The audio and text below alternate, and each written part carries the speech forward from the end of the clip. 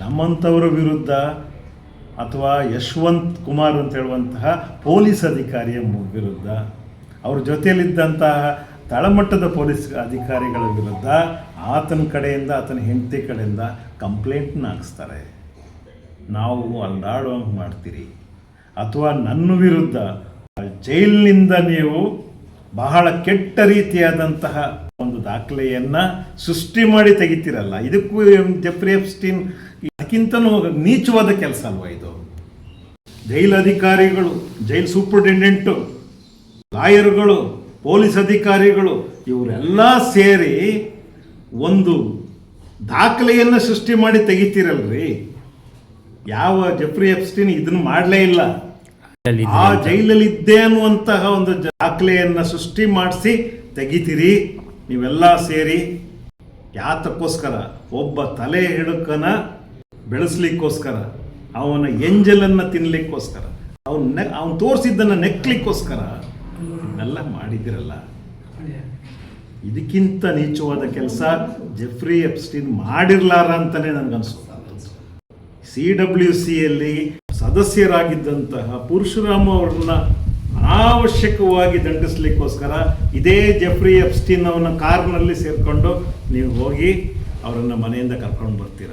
ಅವಮಾನ ಮಾಡಬೇಕು ಅಂತ ಹೇಳೋ ಕಾರಣಕ್ಕೆ ಒಂದು ಸಮಾಜಮುಖಿಯಾಗಿ ತೊಡಗಿಸ್ಕೊಂಡು ಮಕ್ಕಳನ್ನು ಸಲಹುವ ಕೆಲಸ ಮಾಡಿದಂತಹ ನಮಗೆ ತೊಂದರೆ ಕೊಡಲಿಕ್ಕೆ ಆತನ ಪರವಾಗಿ ನಿಲ್ತೀರಿ.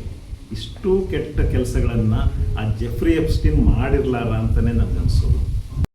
ಆ ಮಟ್ಟದಲ್ಲಿ ಅವನು ಮಾಡಿರ್ಲಾರ ಅಂತಲೇ ನನಗನ್ಸೋದು.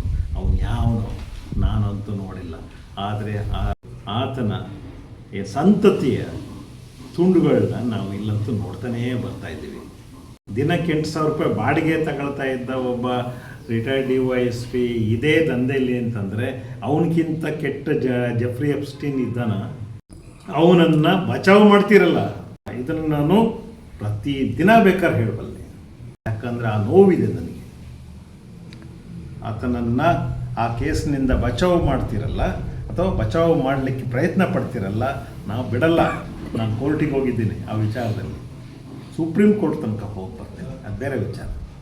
ಇಂಥವರಿಂದ ನಾಡನ್ನು, ಇಂತಹ ಕ್ರಿಮಿಗಳಿಂದ, ಇಂತಹ ಜೆಫ್ರಿ ಎಪ್ಸ್ಟೀನ್ಗಳಿಂದ ನಮ್ಮ ನಾಡನ್ನು ಕಾಪಾಡಿ ಕಟ್ಟುವಂಥ ಕೆಲಸವನ್ನು ರಾಜಕಾರಣದಲ್ಲಿ ಮತ್ತು ಆರ್ಥಿಕ ವ್ಯವಸ್ಥೆಯಲ್ಲಿ ಕಟ್ಟುವ ಕೆಲಸವನ್ನು, ಸಾಂಸ್ಕೃತಿಕ ಒಂದು ಅಸ್ಮಿತೆಯನ್ನು ಉಳಿಸುವ ನಿಟ್ಟಿನಲ್ಲಿ ನಾವು ಕೆಲಸವನ್ನು ಮಾಡಬೇಕಾದಂತಹ ಒಂದು ತುರ್ತು ಮತ್ತು ದುರಿತದ ದಿನಗಳು ಇವೆಷ್ಟು ನಮ್ಮ ಮುಂದೆ ಇದೆ. ಹಾಗಾಗಿ ಏನು ದೊಡ್ಡ ಆಶ್ಚರ್ಯ ಏನಿಲ್ಲ. ಅಮೇರಿಕದ ರಾಜಕಾರಣದಲ್ಲಿ ಜೆಫ್ರಿ ಎಪ್ಸ್ಟೀನ್ ಬಂದು ಹೋಗಿರುವಂಥದ್ದು ದೊಡ್ಡ ವಿಚಾರ ಅಲ್ಲ. ಆದರೆ ಕರ್ನಾಟಕದಲ್ಲಿ ಮೈಸೂರಿನಲ್ಲಿರುವ ಜೆಫ್ರಿ ಎಪ್ಸ್ಟೀನ್ಗಳಿದ್ದಾರಲ್ಲ, ಅವರು ನಮ್ಮನ್ನು ಬಹಳ ಅಧಪತನಕ್ಕೆ ತಗೊಂಡು ಹೋಗೋದರಲ್ಲಿ ಎರಡು ಮಾತಿಲ್ಲ ಅಂತ ಹೇಳಿ